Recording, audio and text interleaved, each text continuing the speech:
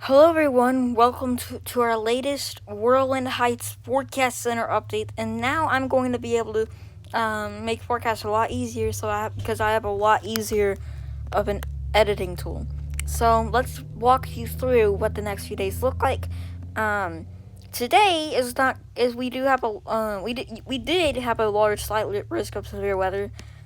Now it's just two separate slight risks. Where we still are isolated tornado risk for the Great Lakes region or in the Northeast has died off, but we still have a tornado risk in Texas for an isolated tornado or two, but I'm not expecting much. However, we can see damaging winds tonight, and then tomorrow, let's go to Wednesday here. We got more severe weather, but without a tornado risk, but we do see hail and winds in Texas. And then Thursday, there's not any severe weather expected Thursday, or if there is, it's going to be very isolated. So I'll now show you your SPC outlook. So today's risk, this was once a large slight risk, stretching all the way from like Mexico to Canada, which it still is, but like now we got two slight risks. It's divided, and we got a tornado risk for Texas. It's very, very minimal. We have a 2% tornado risk for western Texas, southwestern Texas, what I would say. For an isolated tornado to nothing significant expected. Damaging winds, again, large area where we could see damaging winds of 60 miles per hour. And I'm actually in the crosshairs of damaging winds. This is stretching from Texas all the way up into Canada, and yeah, you know that. And then significant hail, not much of a risk for me. Then there's a 15% risk for large hail, with the size of 2 inches in diameter. So a Sig 1 hail risk. And then let's go to tomorrow's outlook. Tomorrow we got a very small slight risk of severe weather for southwestern Texas, pretty much the same area, about the same area as the tornado risk today, but a bit to the west of that.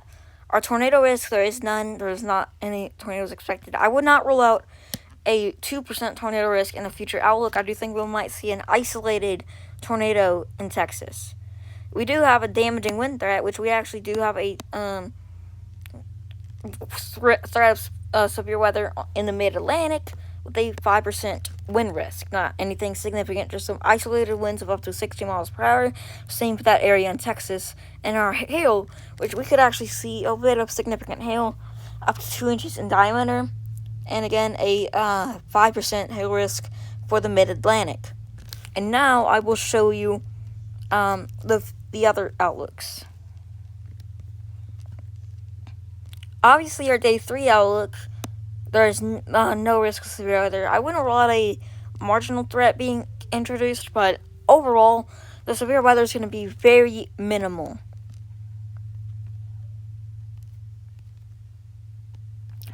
And then day 4 through 8, we do actually have a slight risk of severe weather for that little area in Texas and Oklahoma. And actually, I do think that eventually we're going to get more severe weather across the United States. But as of now, nothing too significant, predictability too low. And yeah, that's essentially what we're going to see over the next few days. So yeah. And now I will show you your current warnings in the United States. So as you can see, we got flood warnings all over the place. You see, we got a major flooding event taking place right now across the United States. We have a couple mesoscale discussions for heavy rainfall, and we actually do have a severe thunderstorm warning, you guessed it, in Texas. Disorganized. I'm not expecting much in the way of a tornado with that risk. With that, I think the tornado risk will be very low. We do got 2 mesoscale discussions up here in the Northeast. One for winds up to 55 to 70 miles per hour. Hail less than 1.25 inches in diameter, expires in 1 hour. And then we got another mesoscale discussion down here which is going to be for the same threat. Probability of watch is 40%, by the way. So, probability of watch here is actually 80%. And we have actually, the crazy thing was we have heat advisories in the Northeast. That's kind of wild. All right, and then let me go back. We got some freeze warnings here in Wyoming, North Dakota, South Dakota. That's kind of wild. We got, or actually no, it's not. All right, never mind. But it is kind of wild how we have a heat advisory there. But South Dakota, Nebraska, North Dakota, excuse me. We also have frost advisories and freeze warnings for Wyoming, Colorado, North Dakota, and South Dakota. And yeah.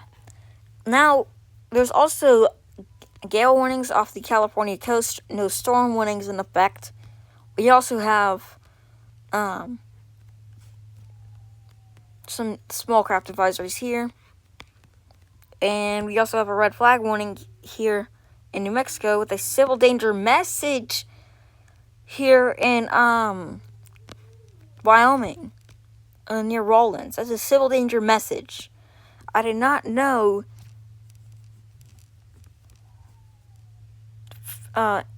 intermediate phone outage. So I didn't know that. I thought it was just weather warnings that pop up on radar, but nope. Alright, also we have a wind advisory and a red flag warning for a threat of because there's actually a threat of a wildfire, I guess, here in Alaska, which is crazy. Kind of crazy. I mean, not much of a wildfire threat, but we also have gale warnings off the coast of Alaska. These have been in effect forever now. We have flood warnings here and flood watches. And let's go down here in Hawaii where we have small craft advisories. That's the only warnings that I can see.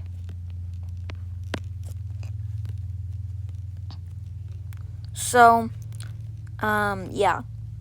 Thank you for watching today's forecast. If you enjoyed today's forecast, be sure to leave a like down below. And later today, I'm actually going to release a special video about tornado safety. We're going to talk about mobile homes, overpasses. We're going to talk about sturdy structures, how the physics behind tornadoes. It's going to be wild, and I'm going to get to work on it right after this forecast. So thank you for watching today's forecast, and we'll see you in the next one.